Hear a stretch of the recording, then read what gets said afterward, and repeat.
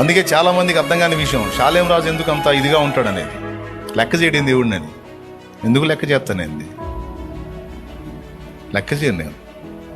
నువ్వు పద్ధతిగా ఉంటే నేను పద్ధతిగా ఉంటా. నువ్వు ఓవర్ యాక్షన్ చేసావు అనుకో, నువ్వు పెద్ద ఏదైనా సరే ఐ డోంట్ కేర్, ఏ స్థాయి వ్యక్తులైనా సరే.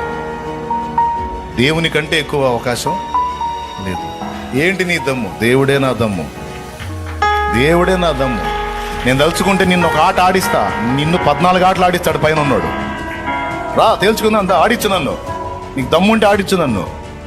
కానీ నా పైన ఉన్నాడు కూడా ఉన్నాడు, నన్ను ఒక ఆట ఆడి నువ్వు ఆడిస్తే, ఒక ఆట ఆడిస్తే నిన్ను 14 ఆటలు ఆడిస్తాడు. పల్టీలు కొడతావు బిడ్డ, ఎందుకురా?